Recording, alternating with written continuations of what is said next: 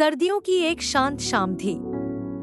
खिड़की के बाहर हल्की धुंध छाई हुई थी और कमरे के अंदर एक अजीब सी खामोशी पसरी हुई थी। वह पुराने लकड़ी के संदूक के सामने बैठी थी। वही संदूक जिसमें उसकी माँ अपनी सबसे कीमती चीजें संभाल कर रखा करती थी। माँ को गुजरे 2 साल हो चुके थे, लेकिन कुछ यादें वक्त के साथ फीकी नहीं पड़ती। आज जाने क्यों दिल ने कहा कि संदूक खोलो। उसने धीरे से ढक्कन उठाया। अंदर पुराने कपड़े, कुछ धुंधली तस्वीरें और एक सफेद लिफाफा रखा था। लिफाफे पर साफ अक्षरों में लिखा था, मेरी बेटी के लिए। जब वो खुद को अकेला महसूस करे, उसका दिल जोर से धड़कने लगा। उसने कांपते हाथों से लिफाफा खोला और अंदर रखा खत पढ़ना शुरू किया। मेरी प्यारी बेटी, अगर तुम ये खत पढ़ रही हो तो शायद मैं तुम्हारे पास नहीं हूँ, लेकिन याद रखना, माँ कभी जाती नहीं। वो बस दिखाई देना बंद कर देती है।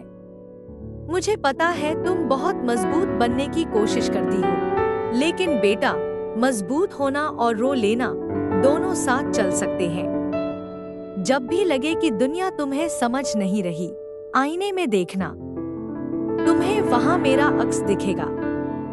खुद को कभी कम मत समझना, तुम मेरी सबसे बड़ी दुआ हो।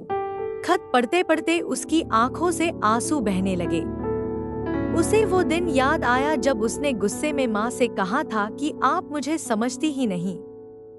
माँ उस दिन चुप रही, बस हल्का सा मुस्कुरा दी थी। आज समझ आया कि माँ हर बात समझती थी, बस जताती कम थी। उस रात उसने खुद को रोने दिया, खुलकर रोई, और जब आंसू थम गए तो दिल हल्का हो चुका था।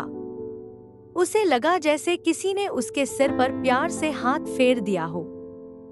अगली सुबह जब उसने आईने में खुद को देखा तो आंखें सूजी हुई थी, लेकिन उनमें एक नई ताकत थी। उसने धीरे से मुस्कुराते हुए कहा, मैं आपकी बेटी हूँ। मैं हार नहीं मानूंगी।